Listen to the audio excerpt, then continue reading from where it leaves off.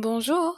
Welcome, ladies and gentlemen. Fasten up your seatbelt and enjoy this journey into Muse World with Lamia Norbert.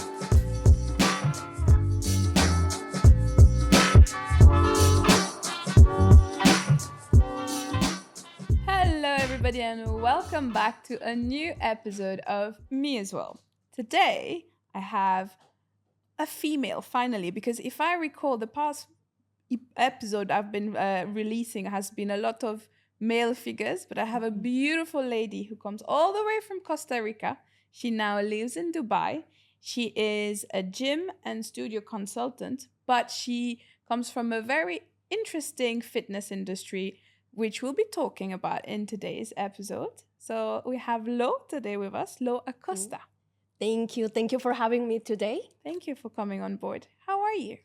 Everything is great. Everything is fine. Glowy as usual. So I swear, ever since I know you, you've always been such a bubbly human being. And it's so nice whether I see you at 5:30 a.m. in the gym, I see you at 8 p.m. at the gym, or wherever I see you, you have that biggest smile. And I'm like, this is so nice. It's so funny because where I am from, when somebody greets you and said, "Hey, how are you?" we said "pura vida." And pura vida means pure life. Oh. So it means doesn't matter what is going on, we're good. Very That's good. Beautiful. What is smiling? Talking about where you're from. So I have this interesting interest in my guests' life that I love to start the recording with. It's always to know a bit more about their early life. Okay. So tell me a bit more about your early life. How was your childhood? What made you start? You're also in the fitness industry. Correct. How did you fell in love into that industry? How did you discover that industry? It's quite funny because if you ask me as a kid, I had nothing to do with sports, fitness, whatsoever. I'm only child. Okay. So I grew up basically with my grandparents. My mom was always working. And really, I wasn't ever in sports. And because my grandparents were so protective, they wouldn't allow me to go outside and play with other kids. Yeah. So I was a fat kid. I was a chubby. I can relate to that. We were chubby kids then. So when you are in the classroom and people actually, the kids will bully you because you were a little bit bigger. Yes. And honestly, since then, like for me, my unfair advantage was, okay, I need to be the smarter person in the room because I'm not the prettiest. I'm a little bit overweight, so let's be the smarter person in the room. So my mom taught me how to write and read when I was 5 years old. Wow. So I was reading books because as an only child living indoors, I didn't really have much to do or how to entertain myself. Yeah. And my mom back then was the GM of the national editorial in my country. Okay. So I grew up with books. Okay, that's nice. That was how I was spending my time. So what is really funny, I went to high school, then I went to uni, was studying journalism. Oh, okay. Interesting. Not too many people know that I actually went to journalism Me too. school. I would have never thought so, but okay, that's interesting. And then simultaneously, I was studying Portuguese. Okay. In that moment, I will refuse to speak English. I will say, nope, I don't want to learn English. I don't want to speak English, although my mom was on top of me. Yeah. Look, if you don't learn the language, there is no way that you're going to make a living. Of course. So anyway, I wanted another language, went to learn Portuguese. And in that moment in Costa Rica, it was like a boom of multinational companies coming and use it as a hub to open their businesses. Yeah. And that was the best chance to make a decent living in my country. Okay. So I wanted to work for Hewlett Packard, and it's so weird because back then I was 19 years old. And my dream was just to work in Hewlett Packard, just because I was thinking in career growth and being in a multinational company and all of that. And actually, I got an offer to work in the transition of a process in Brazil. So what about I joined the company and they tell me within 2 weeks' time, well, you need to travel to Brazil. Wow. Up until then, I will never, it was my first time to be in a plane. And it was, of course, it was the first time you left the country, right? Yes, because, I'm coming from a very simple family, we are not rich or whatsoever. And as my mom tried to give me the best education that she could afford, really, we weren't spending money in holidays or having fun abroad or whatsoever. So this was my first time stepping on a plane.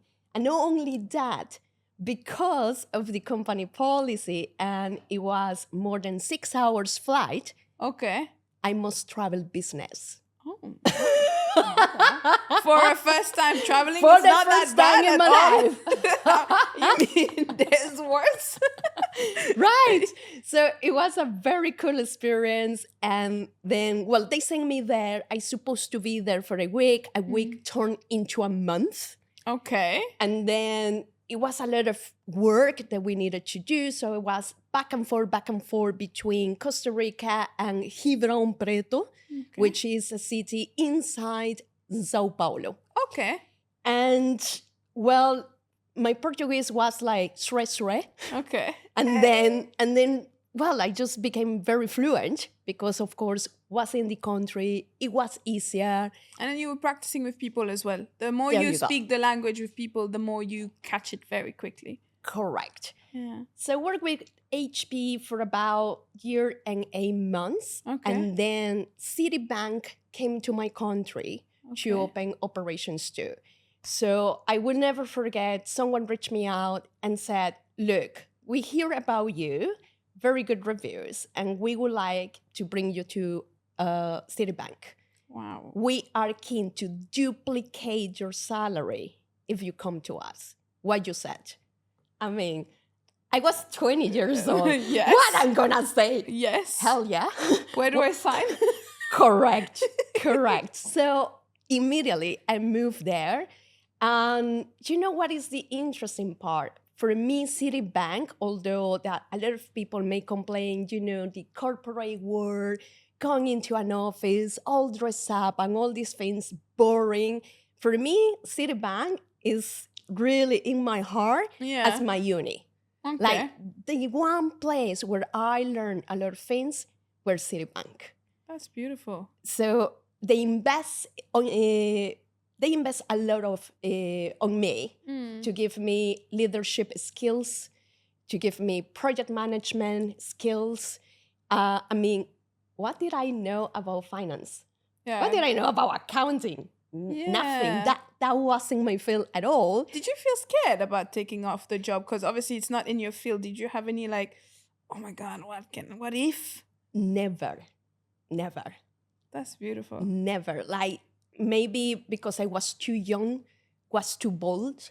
I just felt like whatever you give me, I know I will figure it out. Yeah, that's beautiful. And I will make it happen.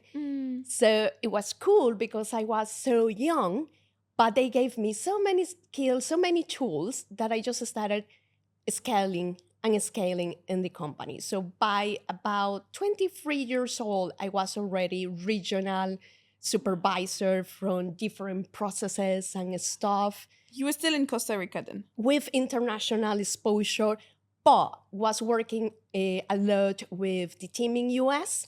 So sometimes I needed to go to Tampa, sometimes needed to go back to Brazil. Then we did some migrations with Mexico, so travel over there.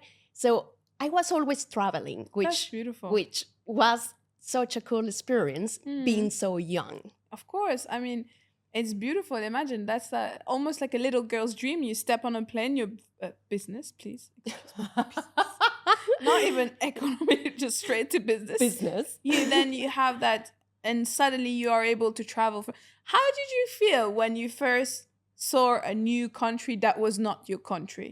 Oh my God, I was so excited. You know, when you are so young and you can cope to be up, you sleep 3 hours, you're okay. Yes, yes. You're okay to smash it next You're day. like, okay, give it. Next, No next, problem. next. Yeah. I didn't want to sleep, or what I wanted to see everything that I could possibly see in that fraction of time.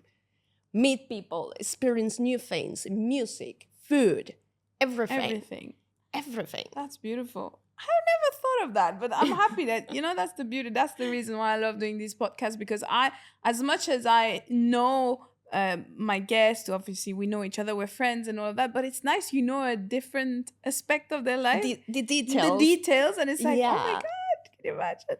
So afterwards, from there, did you then move to Dubai, or what made you come to Dubai actually? Yeah, that is a funny story. So, well, back then in the bank, I used to work 12, 14 hours a day. Wow. And work over the weekend, month end closing. I will be up until 3 in the morning with the conciliations. It was a very stressful job. Very cool, but very stressful. So I was, again, a little bit overweight. On a Friday, you will find me in the happy hour with my friends. I could drink 10, 12 beers, like nothing. Wow. Absolutely like nothing. So that was my lifestyle. Would you say that was your coping mechanism with the stress? Of course, 100%. 100%. So then I realized that I needed to do something for my health to look better. And one of my friends who work in the bank, his brother owned a boxing gym. Okay. So he went, would you like to come and try some boxing? And I went, why not? Let's see how it goes. I got hooked. Okay. Absolutely love it. Okay. So I started doing boxing, and because I'm very competitive by nature, I went, well, no, let's take it to the next level. I want you to do a match. Oh, amateur match, of course. Oh, nice. Okay. So I started doing some amateur matches and so on and so forth until one of those nights, I got smashed. Oh, no. Like, for real, I got smashed, blue eye, Oh, no. bleeding out of my nose, like in the movies, Yeah. like in the movies. The thing was that next day I had a meeting at the bank. Okay. And I show up like that.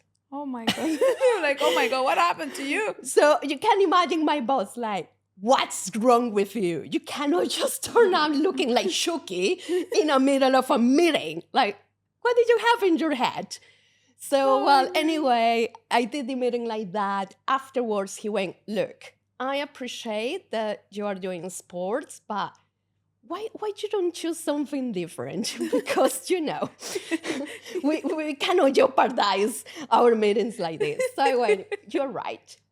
So in the same gym where I was doing boxing, a girl was running CrossFit classes. Okay. I'm talking 2009 to 2012. Okay. CrossFit was started in the US. And because we are so close of the US, we have a lot of influence. Yes. So yes. CrossFit was getting big in Costa Rica. CrossFit boxes opening everywhere, everybody, the community.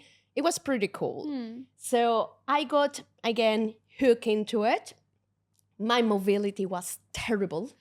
I couldn't do full range of motion squat. Then, got hooked, started learning. And then afterwards, just around the building where I was working, the Central American champion of weightlifting opens a strength and conditioning gym. Okay. And I went, okay, let's check it out. So I went there and he said, yeah, why not? Let's start training to improve your Olympic weightlifting. everything that is barbell moods and all of that. And then naturally, it seems I'm very strong. Okay. I didn't know that I was that strong. So he was very curious and he asked me, can we test how much can you back squat? Okay. And I went, I guess we can. So my first PR was 90 kilograms. Wow. Wow. Never before. Oh, I wow. never trained for it in my life. I just went there and did it. Okay. And he looked at me like, you are that strong. Do you have a clue? And I was like, no, genuinely, no. So he said, would you be interested to train for powerlifting? And I went, look, anything that is competition, I'm in. So I was doing Olympic weightlifting, but in my country, they didn't have open division. Okay. So I couldn't compete at an international level because I was too old for it. I was around 24 years old. And that was considered old. Oh, wow. Yes. Really? Yes. So what time would they start usually? Oh, teenagers, 12, 13 years. You go to US, you go to Sweden. Yeah, they start very young. Wow, I would have very never young. thought that. Okay. Correct. So we move into powerlifting just because I would be able to compete. Yeah. And back then, even IPF, which is the International Powerlifting Federation, wasn't as big as it is right now. So, raw competitions. Okay. The equip competitions were there, but I started with equip. Equip is another word because you have this suit, Yes. which is painful, like the amount of pain you have to tolerate to wear the suit, to wear the knee sleeves, Yes. or the chair when you are benching is another level.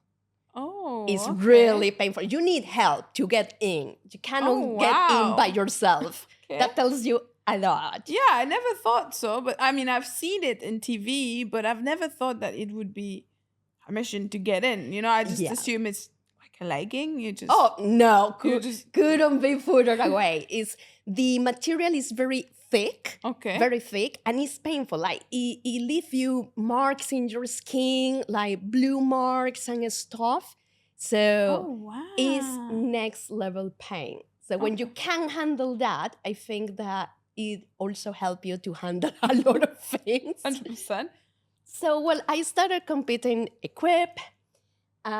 Then raw competitions started being a thing. So I said, well, we can save a little bit of pain and just use normal knee slips instead of knee grabs and a soft singlet. So, I transitioned. I got very passionate about powerlifting, about training people. Also, Manolo, who was my coach back then, my Costa Rican coach, I mean, his passion to help people just was contagious. So I decided to get back to uni in the nights to get certified as a strength and conditioning coach. Okay. So in the meantime, I was working in the mornings in the bank still. So you were doing a stressful job? Yes. Plus you were training? Yes. Plus you went back to uni? Yes, mom. Oh, Jesus. How did you cope?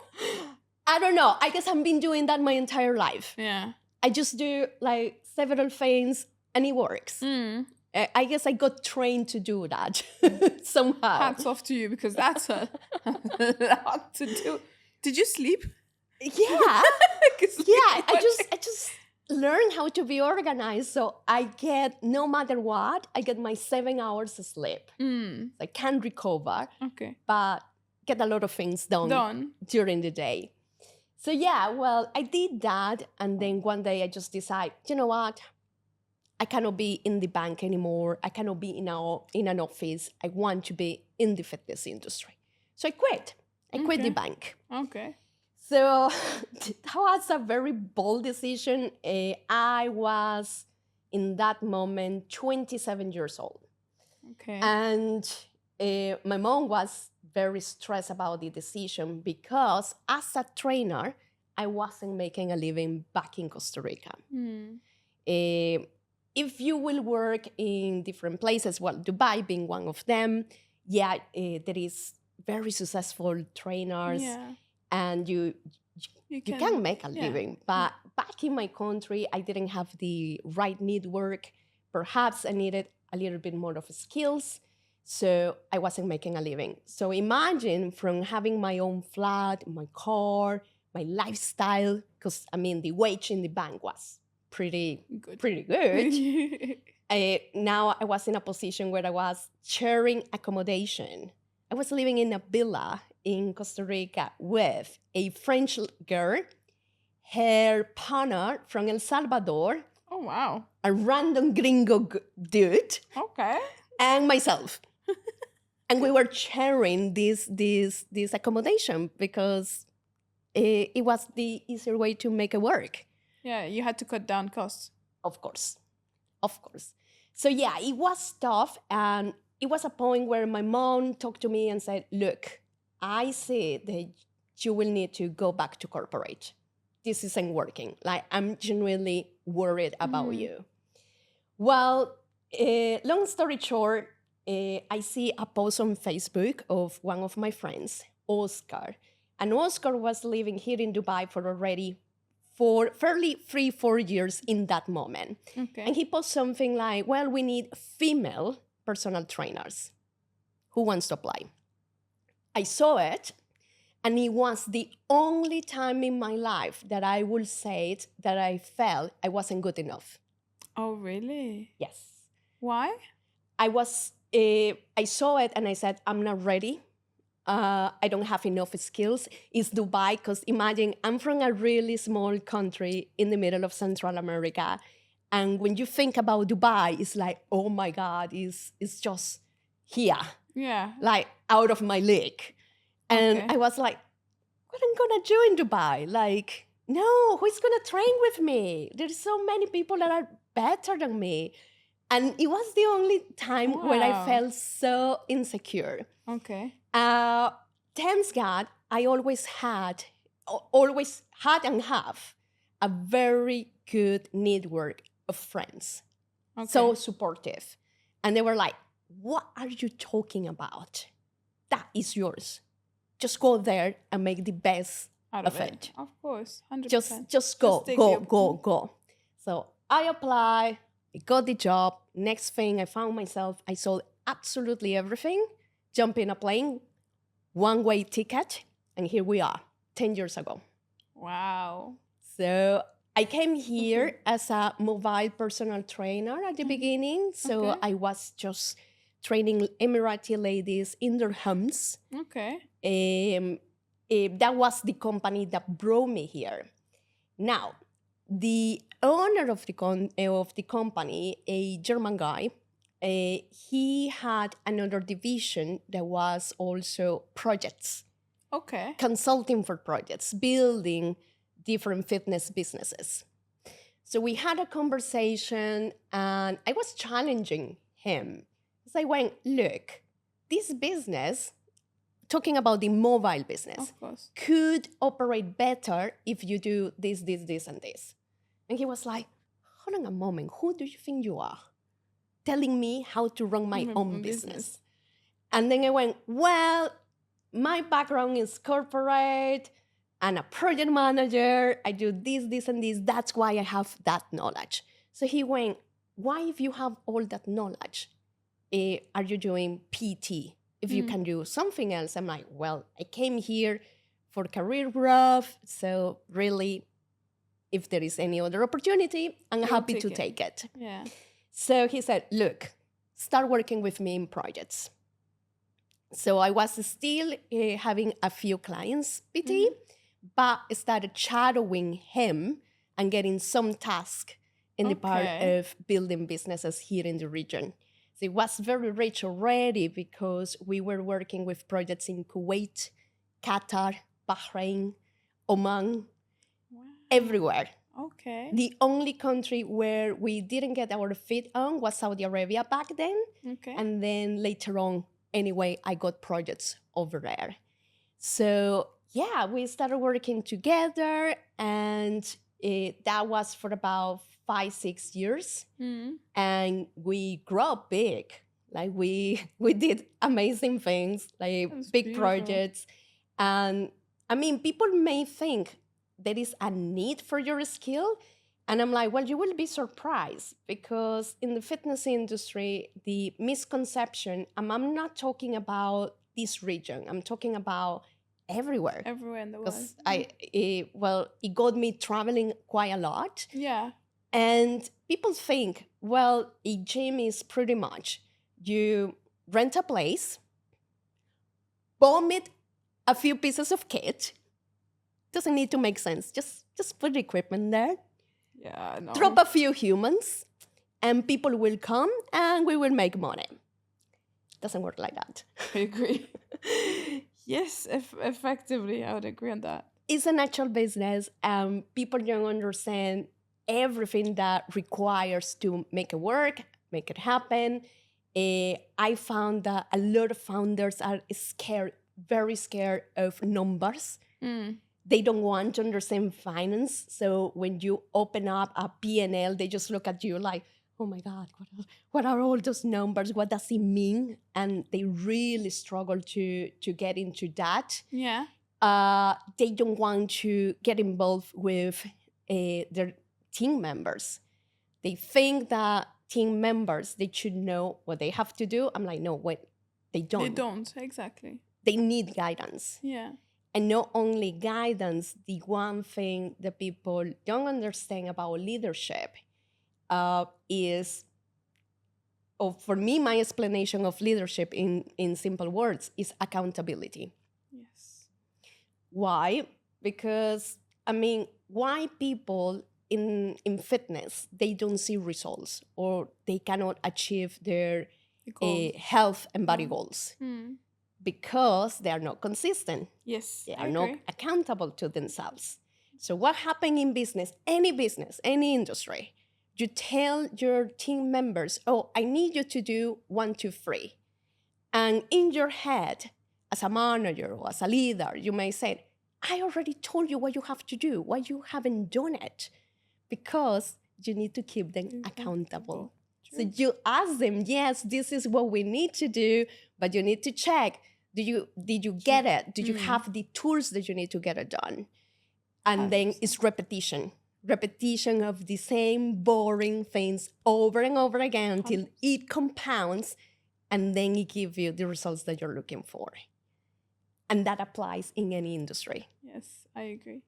So in fitness, a lot of people fail in those aspects, that they think that because it's fun, I can be more relaxed. I don't need to do networking. I don't need to do the boring stuff. I don't need to sit in a computer. And you will be surprised. This person sits in front of the screen 9 hours a day, sometimes more, because there is a lot of things that we need to get done. 100%, I agree. And it's funny you say that, because when I think about it, and I'm also thinking about your journey, and I mean, even me who trains on a regular basis, I like the fact that you mentioned about accountability, and the fact that whether or not it's not going to be fun every day, but you have to be consistent. You know, a lot of people say, oh, you have to expect motivation, whether it's in work, whether motivation comes and goes. So for me, the thing is, I'm really happy and glad that you mentioned it, because a lot of people think, oh, it's whenever I'm motivated, I will start maybe a project, or I will start to work on this, or I will start to go to the gym, or I will start. No, motivation. There are days where you're like, you know what, I don't want to do anything. But if you have that discipline and you have that mindset that, you know what, I have to do this to achieve this, it will just be automatic. It's great. Yeah. No motivation. It's just great. And Exactly. the only way that you reach there is if you have a clear goal. Yes, I agree. Clear north. This is what I want. This is where are we going to, and I do whatever it takes to reach there. And that for me is ownership. Yes. It's really.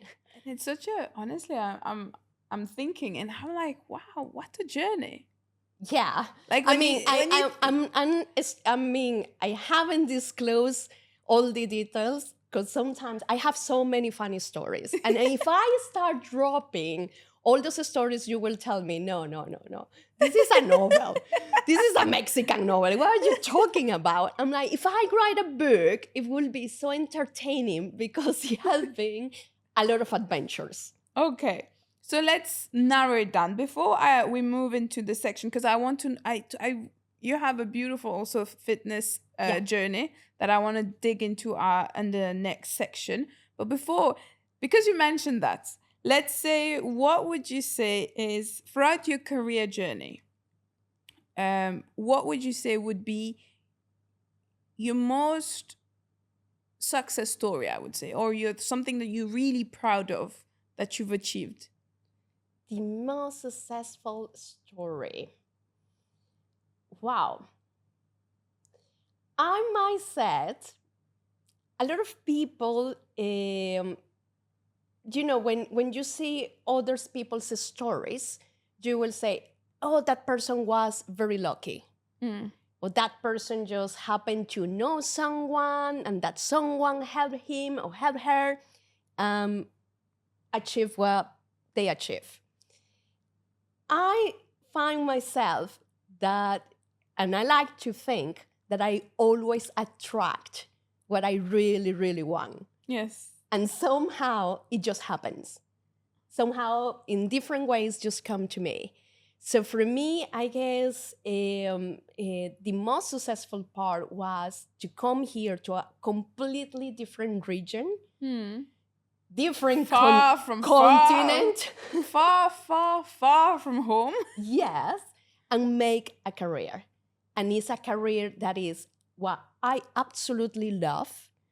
Like every day I wake up in the morning, there is no day that I say, oh my God, what I'm doing. Yeah. What I'm doing this. Never. Like, yes, there is challenges. I'm not gonna say no. It's not all pink and unicorns and no. There is challenges. There is stress. I still work a lot of hours a day, but I absolutely love what I do. And I guess the most successful thing is when I see the faces of my clients saying, did you see the results? Yeah. Did you see where are we at right now? Yeah. We nail it.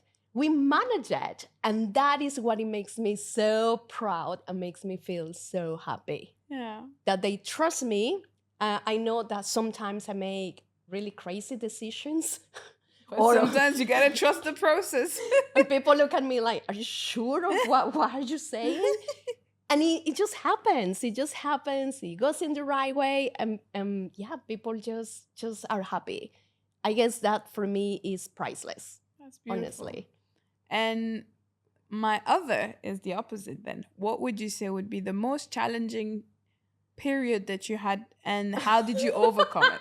I had plenty. But let's say like the one where you were like, yeah. I mean, I guess, and this is something that my really close friends here in Dubai, they know. When I was with my ex-business partner, I mean, we had a crazy lifestyle. We live what we call the Dubai life. Yes, I know what you business class all the time, designer clothes, expensive cars, fine dining, all the crazy lifestyle. All right. So I guess the most difficult part was when back then I met my ex-partner, sentimental partner, and I was traveling to the UK. I sort of forgot twice a month minimum, just to see him. Yeah. Then we decide to move together to Montenegro. Like literally, we just pick a place in Europe. Like, where do you want to move? And so we you moved went together. out of Dubai then during that period? Yes, I did a break for 16 months. Okay. So we were like, where are we going? Montenegro. And we flew there, check it out for 3 days.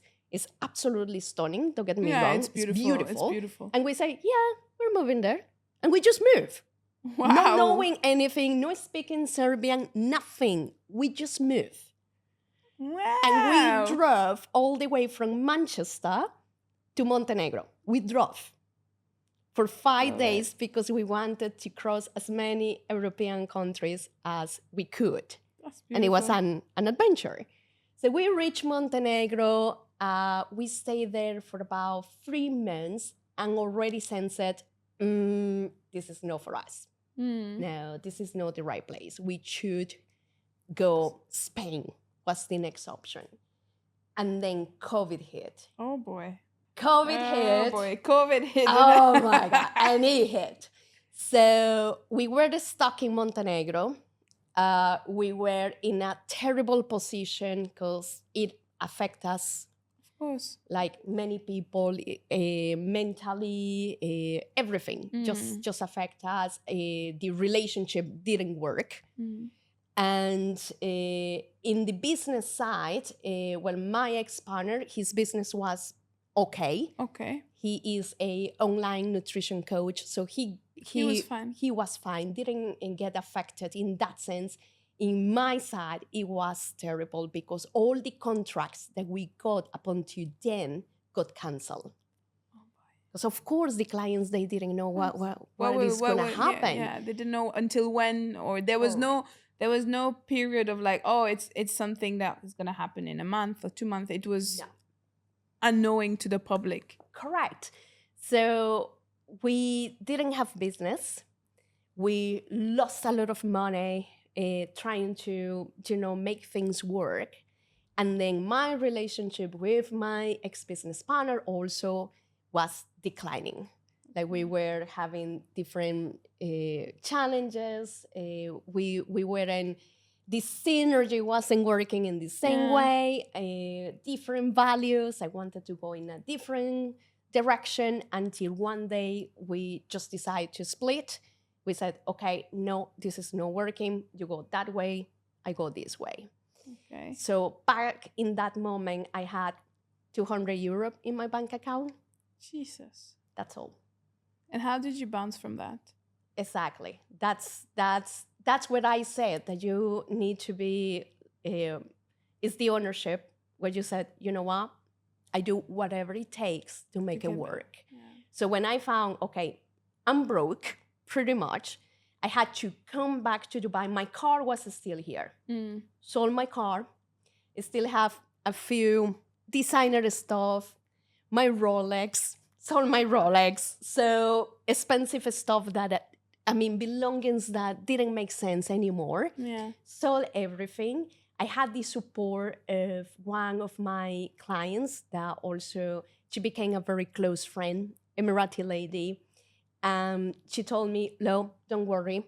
I help you with the sponsorship so you can come back to the UAE. We will figure out things together. I help you to get back on your feet. So at least I got that step of the sponsorship. 100%, yes. So I could get back, get a trade license, and rebuild the business myself. That's again, beautiful. From scratch.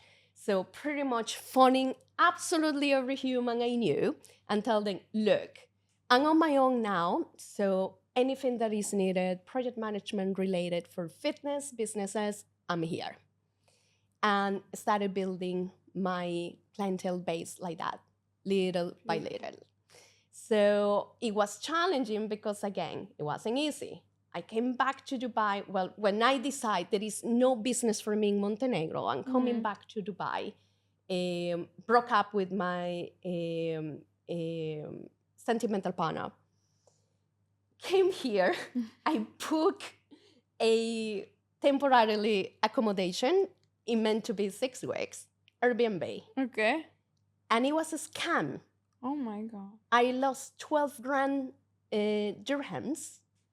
Oh my God. It was a scam. Because you meant to pay upfront the month plus a deposit. Oh and boy. The website, it wasn't Airbnb. It was a scam and I lost my money. Oh boy.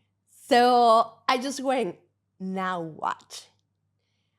Again, very grateful that I have a very strong network of friends who appreciate me, support me, love me, and everything. And I just went and started living with one of my very good friends and his wife.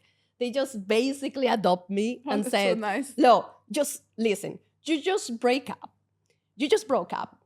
You lost nearly everything. Everything. You're trying to build yourself. Just please be quiet for a bit.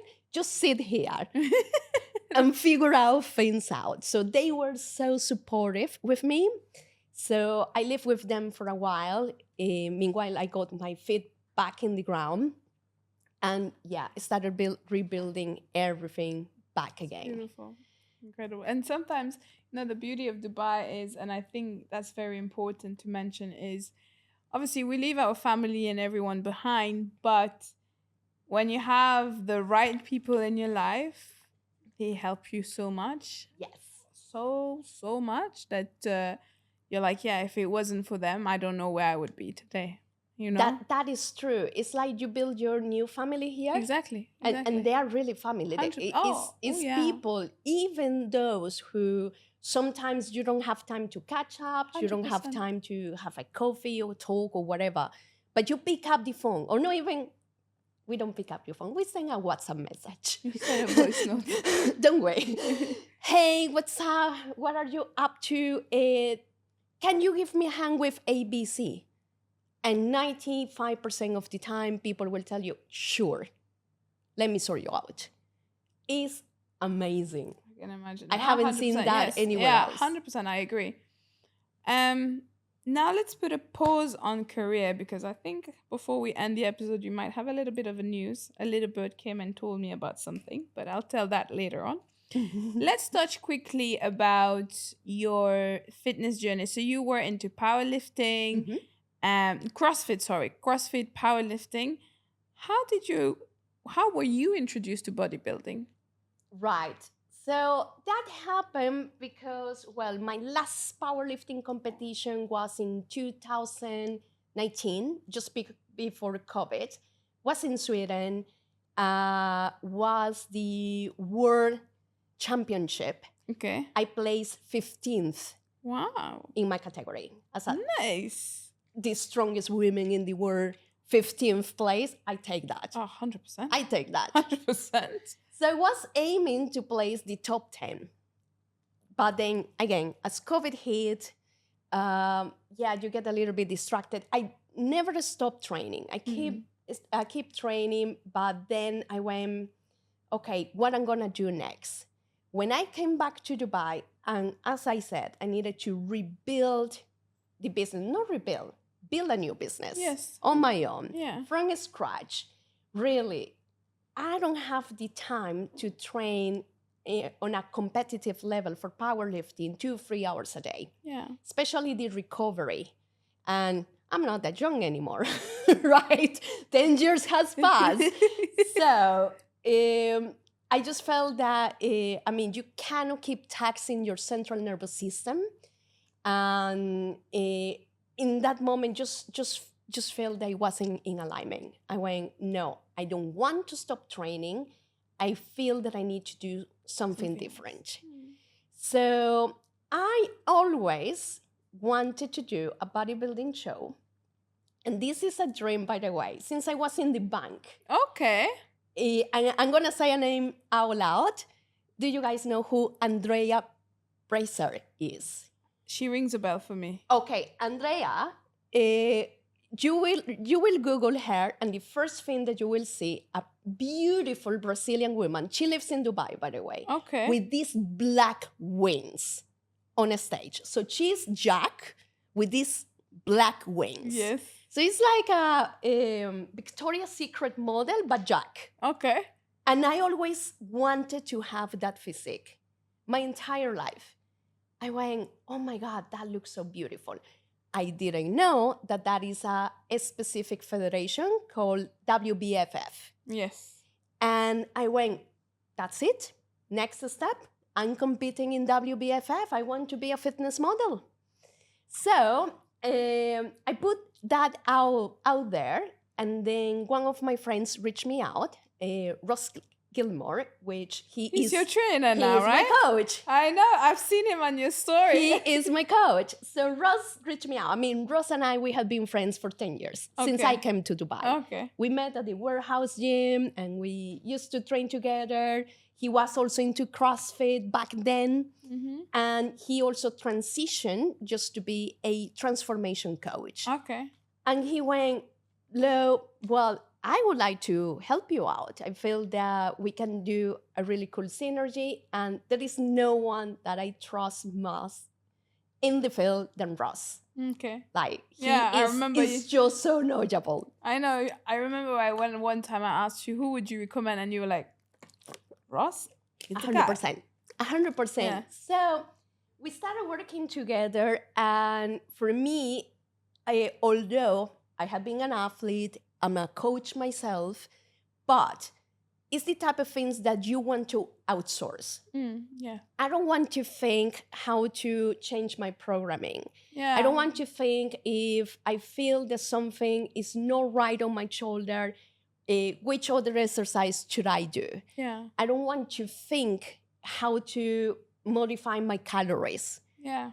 So I just outsourced that to Ross. He made my life so easy. And also, I guess part of what it was helpful, well, my ex-partner, sentimental partner, he's a nutrition coach, I mentioned. Yeah. And because we were together for, about a couple of years, I became a calorie ninja with him. Okay. So it was like... just to understand how to adjust my meals, give as much volume of food as I can give to myself with very low cost on calories, and I'm never hungry. That's the honest truth. It's very rare that I'm gonna say, I'm so hungry. Like, it has to be hours and hours for me to feel in that way. And I'm very organized. So we started working together because I went, and I was very honest with him, like, Ross, I have a lot of work. Cannot be in the gym 6 days a week. Cannot be in the gym 2 hours. So how are we gonna figure out this? So boom. He programmed in a way I train strength 4 times a week. Okay. My sessions are maximum hour and a half. If I have like a extra set, or if I have, get that quality of repetitions and so on. And that's it. That's about it. That's about it. Well, now I'm doing more cardio, obviously, because I'm about to step on stage. Yes, you're stepping soon. Where can we find you for that, by the way? 25th of October in Expo City. Okay. For the Dubai Active. So it's not the muscle show, it's FMG. And that is going to be my debut. I'm coming for I'm that. so excited. I'm so excited to see you on stage, because whenever I see you train, I'm like, fucking hell, she's strong.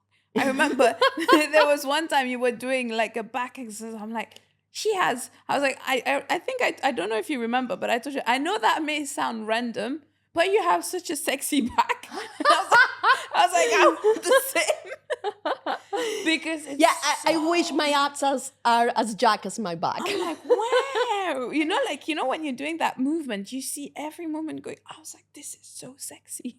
Like, this is so nice. Thank you. But how do you manage? Obviously, now you've been prepping, right? Yes. So just stepping a little bit back, of course, as I did 11 years of powerlifting, where I was very consistent, because people always, the first question that anyone is going to drop into a bodybuilder is, are you on gear? Are you on hands? Yes. What are you taking? Yeah. Well, upon to now, I managed to do everything natural. But again, 11 years building strength. Exactly. So although it was a different sport, I had a very good base and a lot of mass. So that made easier to make the transition. And I had the discipline too. Yeah. So right now, as I said, how I manage, what it make it easier, being a calorie ninja. Yeah. And honestly, all what I think is, if there is 2 skills that any kid should learn in a school more than history and geography that are absolutely useless, in my opinion, is understand calories, understand finances. Yeah. And that will absolutely change your life. 100%, I agree. I guess you will save a lot of struggles. No, because like honestly, well, let's calories is something that I've learned over the years, and people tend to say, yeah, but when you're counting calorie, you're being strict. But I don't see it as strict. I like knowing what I'm putting in my mouth. I like to know how I am kind of regulating how much protein. Obviously, 3/4 of the time, I like to make sure I have enough protein in my diet. It's just here it's a little bit harder, and it became a bit like very like robotic for me, because I'm like, okay, I know how much I need, and I'm gonna be like tak, tak, tak, tak, done. I'm not gonna think. But when I was in the UK, and you had even COVID time, I had time to cook and experiment. I'm like, ooh, I fancy this. Because a misconception that a lot of people think is when you're like prepping or you're dieting, that it needs to be just chicken and broccoli. Oh, no way. No way. I didn't sign up for that miserable life. No. I mean, if you ask me what I eat on a regular day, and right now that I'm in prep, firstly, I'm Costa Rican. You know what we have for breakfast? Or when I was a kid, I will eat half baguette for breakfast. I cannot live without bread. I'm sorry. I don't care what people say. I love bread. So I have a guy that is the best sourdough here in the UAE. Okay. And I saw that on your stories. Yes, I did see it. I get it fresh at home. So I'm going to make a little commercial. Arto UAE. Oh my God, it's amazing. Okay. So I have my sourdough bread, and I have bread every single day in the morning, no matter what. Okay. And I'm in prep. Then how I pack volume. So yes, I have eggs, a lot of egg whites. So it's going to give me more volume, more protein, less fat. Yes. I have a lot of baby spinach, put my egg on top, and even brown sauce, British brown sauce. Ooh, that's nice. And that is my breakfast. So don't tell me that I'm living a miserable life. Yeah. And then for lunch, I have my marinade of chicken. So what I do is I prepare like nearly 1 kilogram per week. Okay. So that allows me to have all my portions for lunch. Okay. So that is something that I just drop in the air fryer. And exactly. So meanwhile, I shower, and then when I come out, all the rest is ready. I do a little bit of prep on Sundays. Mm-hmm. So I got rice. Yes, I eat rice every single day. So I have my portion of rice. I have like a giant salad, all the colors of the rainbow on it. Drop my chicken, peanut butter. Yes. And it tastes amazing. Oh my God. Balsamic vinegar.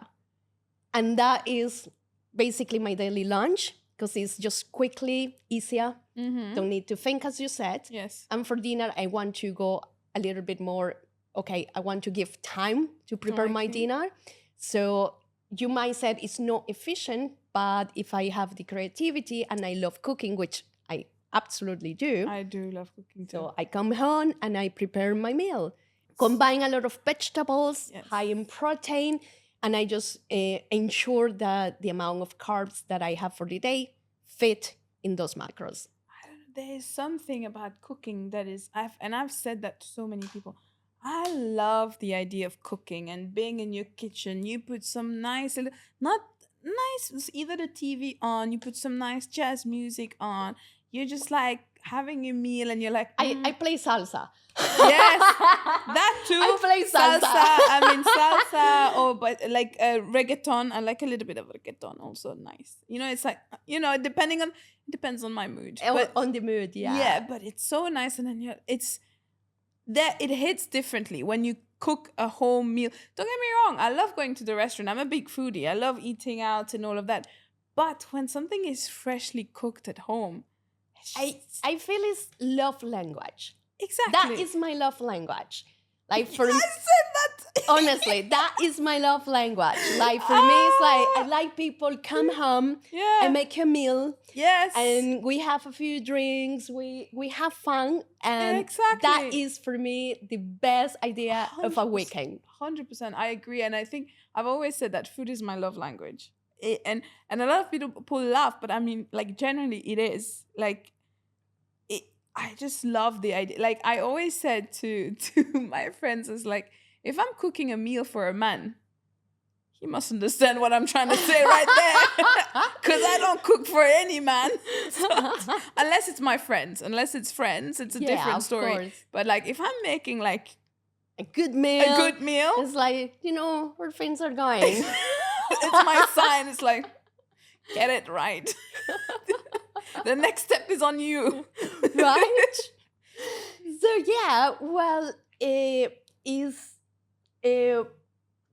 going into prep and working is a little bit of organization. That's what I was gonna get into. Yes. And I like to use, well, as a project manager, yeah, I project manage absolutely everything. So even your life.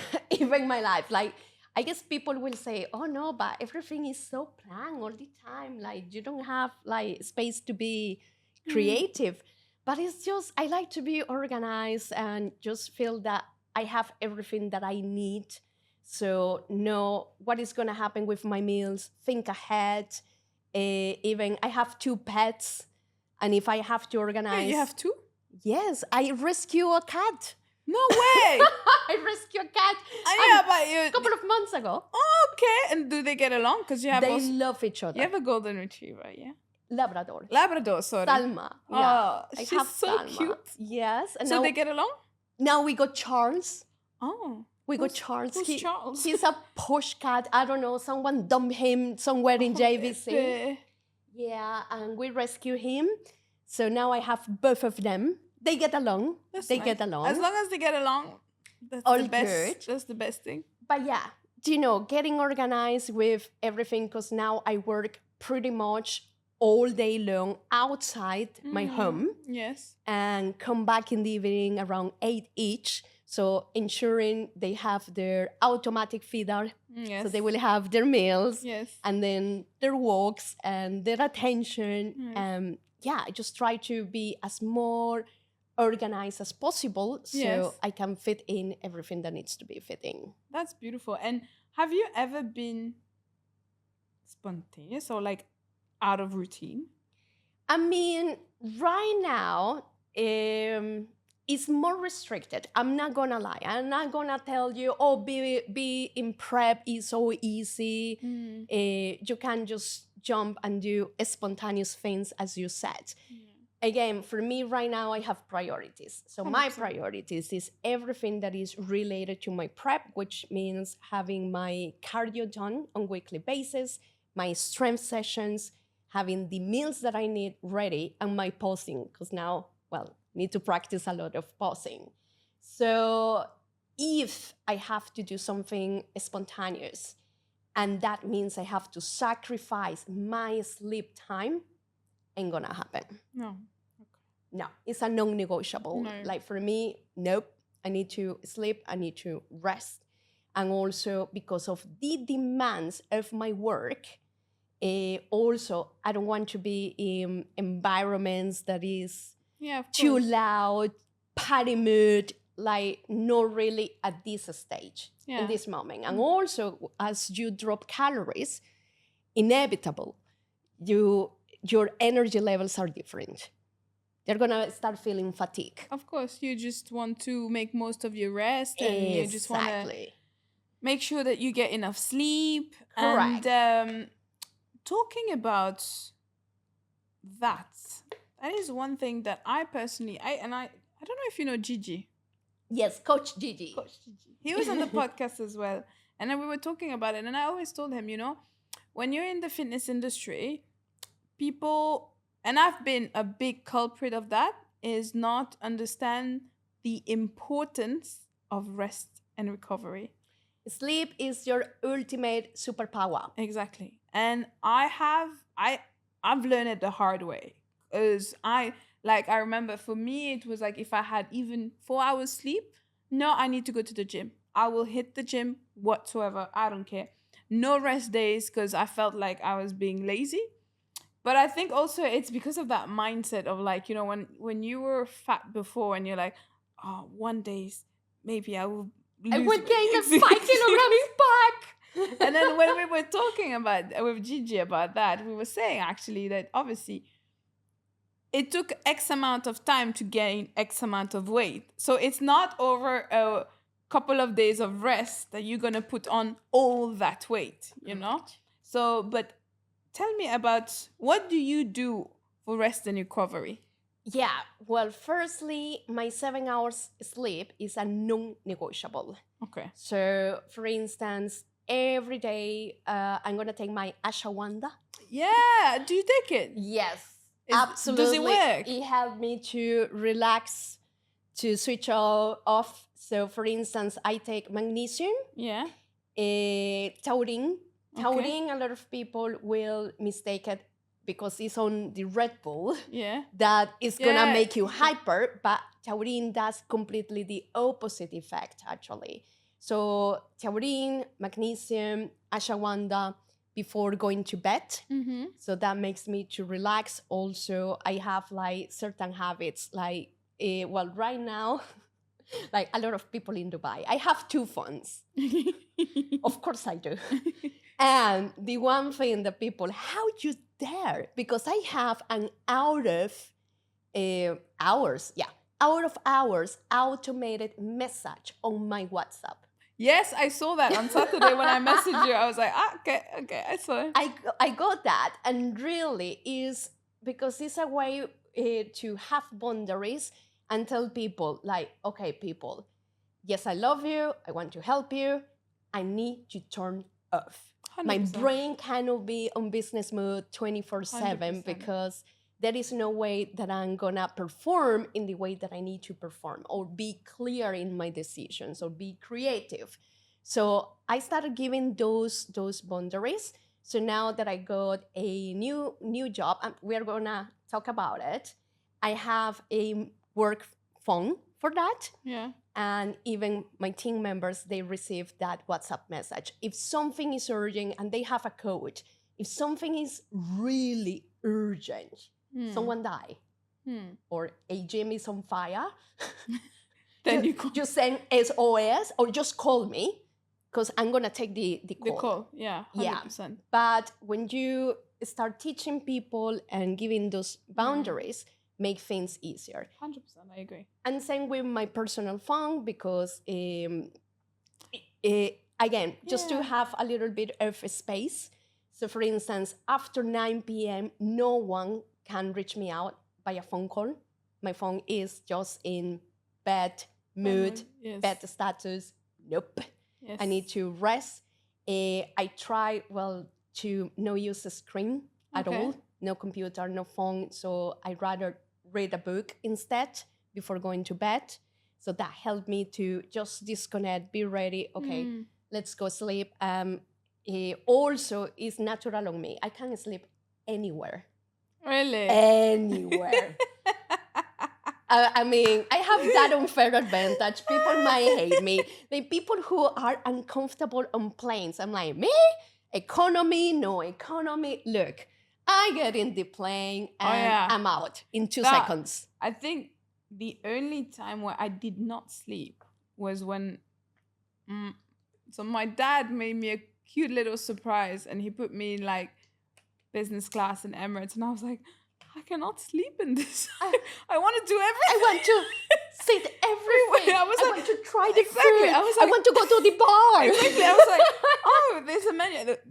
The funniest thing is when they come and they're like, can I put your mattress? And I'm like, my what? Oh, yeah, sure. Go for it. Why not? That was the only time. Otherwise, I am a big sleeper as well. In the plane, it's like, done. The plane didn't even fly and you're like... Same. I'm out. And I'm like that, every single day. Yeah. I go to bed, I pass out. Next day, 5:45, new day. I love We're it. ready. Love it. So it's like that. And same, I started doing a habit. Well, I got an app. It's called Freedom, by the way. So what Freedom does, it blocks specific apps, let's say social media, WhatsApp. You decide what you want to block, and it doesn't allow you to open the app or to use the app in certain time frame. So cool. Okay. Yes. Then when I got the habit, I don't need the app anymore. Yeah. But I don't open my WhatsApp, my social media until about 8 in the morning. Yeah, at least you have time to actually correct. Just get be ready, present. Be present. And get then, ready, get my coffee, get Salma, go to the park, get my walkies. You know, love it. Have a nice start of the day, and then, okay, what is the craziness? Exactly. What is going to happen today? Now I'm ready. Come on, bring it on. I got my coffee. I'm caffeinated. Bring it on. Now you can say whatever you want to say, but before 8, please leave me alone. Exactly. Okay. So I try to do, those routines. Yeah. And that is very helpful. Just helpful, genuinely. So beautiful. So, first of all, I want to say good luck for your competition. Thank you. I know you'll smash it. Thank you. I will come. I will make sure I am present on that day. Let's make noise, so maybe the judges will say yeah. Exactly. I cannot wait to see your outfit, because obviously, like, it's not like any other bodybuilding competition. It's very feminine. Correct. Yeah. It's like a fashion show. I love it. So the bikini is customized. It's couture. So I got my customized bikini already, and it has a costume. So that is also pretty cool. So surprise for all of us. So we will, guys, if you want to know what Lo will be wearing, 25th, right? 25th of October is on a Friday. So the pre-judging is going to be in the morning, around 10-ish. And then at 5, we come back on stage for another round in bikini, and then the costume, and this is like the full-on event. Okay. So the one in the morning, you can see it with the same ticket of Dubai Active. Okay. The one in the evening is paid though. Okay. That is a different entrance, but it's worth it. Perfect. So just before we end the episode, a little bird told me something before we started recording. I'm not getting married. I'm not pregnant. Just in case. She can't be pregnant right now. She's 5 weeks out of a competition. Hell no. Imagine. But imagine, that's true. Imagine that happened. Suddenly you're like, oh. But, and tell us, everybody who's watching us right now, what is the new career shift that you took? I know. So this is the thing. I'm been working pretty much on my own for the last 8 years. 8 years, okay? I don't like the word, but being an entrepreneur and building businesses for other people. And right now I'm working for someone. Okay. I'm an employee right now, and I know it's choking. A lot of people don't know about it, and they may ask, how come you became an employee? That is going backwards. And really, I don't feel it in that way. Again, maybe because I get in certain positions that it's no luck. I guess you just attracted. Yeah. But the reason why this is an opportunity is because, well, firstly, the company is from friends of mine. They have been my friends for a decade. I was their CrossFit coach back then. I was training them to compete in CrossFit here in Dubai.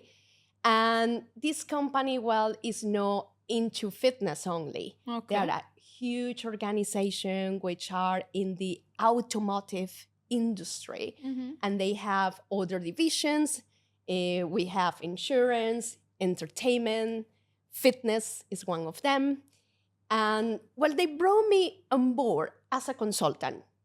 Just, Lo, we need you to open a ladies' gym in Sharjah. Can you give us a hand? what is missing? And I went there like, oh, everything is missing here. How are you guys gonna open?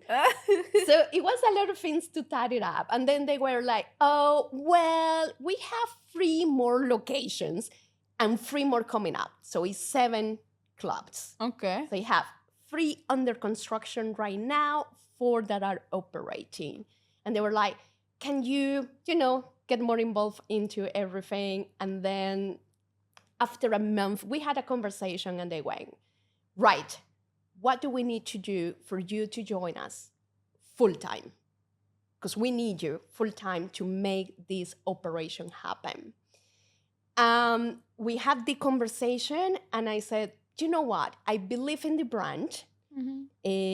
I see where it's going, where I can take the brand. Why not?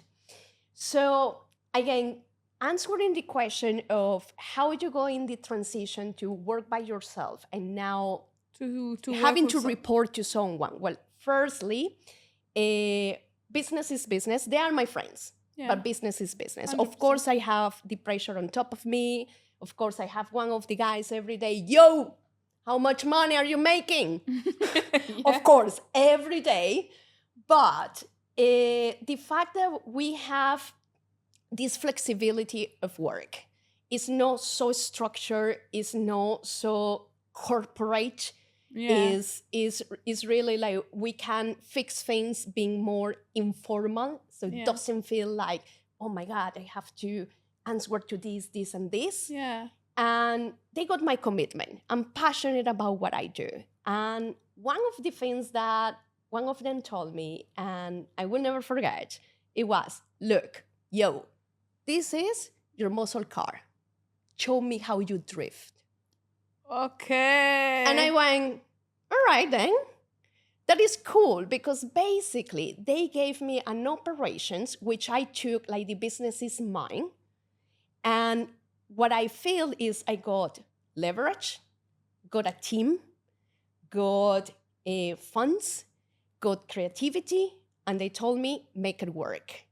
So it's pretty cool because the people that I'm working with are very supportive. Yeah. So I bring ideas. Yes, some things is not that it's going to be approved immediately, but they will challenge me. Yeah. And they will ask me, right, you want this? You need to make happen this and this. Show us. And I think the thing is that obviously they trust you. There's the trust in there. There is the fact that it's a new challenge. Sometimes, like I told you before, out of outside cameras, you need a challenge in your life. Yes. Otherwise, you get comfortable and it becomes a little bit boring. You need to keep that fire ignite from within. Whether in anything in life, I believe in that very often. That's not very often. I believe in that very deeply. That you need to always keep that fire in, because if the spark is gone, it's hard to put it back on, Correct. So it's a beautiful story. And honestly, when I think about your journey and I'm like, come on, what's next? I know. What is so next? Right now I have 7 clubs in Georgia. As I said, 3 under construction. So imagine, it's the craziness of interior design, the fit out, equipment, hiring people. And then I have 4 locations that I'm revamping. So ensuring that the operations are in place. Changes that we are doing, bringing in new people on board, and have consistency, have a nice experience for the members. Think of marketing, think of grow. It's a lot of stuff going on, and I'm prepping. So it's kind of a suicidal situation at the moment. But I just told the guys, look, I have 2 goals. The first one, I want my pro car in that show. Okay. So I'm going to do whatever it takes to get it. Bring the best physique I can bring and showcase that physique because, of course, the posing is very helpful in that. And I'm going to give you a business. I mean, it's not that you are going to be a millionaire by the end of the year. I'm not promising that.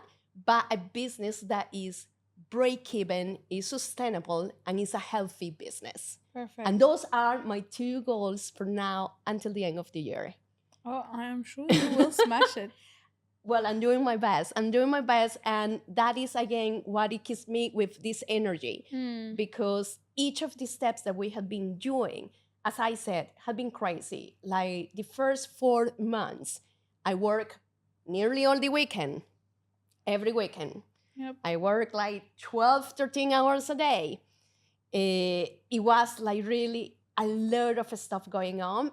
But now, little by little, we see the progress. 100%. And we see the results, and we see that we're going in the right direction. And that feels so good. 100%. I agree. And I feel that it's contagious again. Yes. Because I see the team, and the team feels in the same way. Yes, I agree. And also, again, I think everything goes from top to down.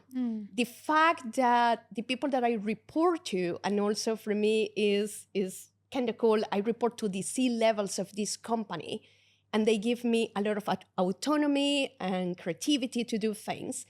I give the same to my team. Exactly. A space for them to do things. You have ideas. Tell me how you want to do it. What do you need? The resources, the timeline. Make it happen. Yeah. And give them the freedom. Like, for me, it's like, guys, you don't need to ask me for permission for absolutely everything. Like, really, whatever you want to do, let's make it happen. If it makes sense, of course. Of course. Why not? Exactly. Let's try. Let's go ahead. And I try to give them a lot of space and freedom to do that. So I guess it goes from top to down. Everybody gets that opportunity, and that's why it just feels right. Beautiful. It just feels right. 100%. It's like all of us look at each other and, yeah, we're going to make it happen. 100%. Honestly, when I think about everything we've discussed, few of the takeaways that I can see from what you've discussed and from your journey personally, there is that big consistency in wherever you've done. Yeah. There's a lot of sacrifice that has been done as well. Yeah. There is that curiosity as well, because of like new things all the time. There is that determination of achieving your goals, okay? And there's that positivity that you keep throughout, even, your darkest time and the most challenging time, you stayed positive and you knew that you would find your way either way, you know? And mind-blowing. I wish you all the best, honestly. Because I know it's only the best coming forward for you. And it's just beautiful. Keep it up, girl. Keep it up. So, Lo, before we finish, I have a little bit of a tradition again. Okay. I call it the rapid fire question. Okay. Some are deep, some are not too deep, but it's just kind of to break the ice before we end not break the ice, but like chill a little bit. Like, when you've finished working out, you do a bit of a cool down. Yes. That's my cool down. Okay. Let's go for it. All right. So, summer or winter? Summer. Your favorite cheat meal? Cheat meal? If you have any. Oh, burger. 100%. Burger. Okay. If you have free exercise to do for the rest of your life, which one would it be? Squat, bench, and deadlift. That was fast. She knows what she likes. Tea or coffee? Coffee. Okay. What's your favorite healthy snack at the moment? Healthy snack. Do you snack? Oh, not really. Then let's put healthy meal.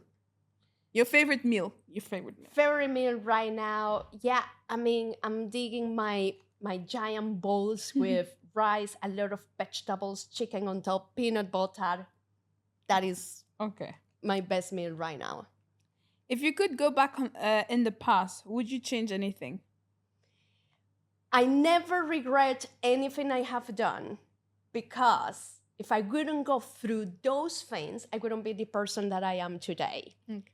But there is 2 things that I would like to change. Okay. And is learn about finance and investments early enough, and learn about nutrition and earlier. calories earlier enough. Okay. What does happiness mean to you, and how do you pursue it? Happiness means to do what you love, give to others the best version of yourself, and also to inspire others and help others to feel in the same way. Okay. Is Mama happy now? Yes. She's happy. She's proud. She's proud? Yes. No more doubt anymore. Oh no. No. She's like, my girl got it. She got it. Yeah, She's good. She's fine. My last question. If you could give one advice to your younger self, which one would it be? Be fearless. You will figure out. Be fearless. Just go for it. Thank you. Lo, thank you so much. Thank you. Thank you for sharing such an inspiring and such an authentic story. I hope that people will learn through your story, because I did indeed in the hour or so that we've recorded. Thank you so much. I wish you all the best. Thank you. And I hope to see you soon back again on the podcast. We will. Thank you. Thank you. So guys, on this note, I'm going to love you and leave you. And I'll see you in the next one. Bye.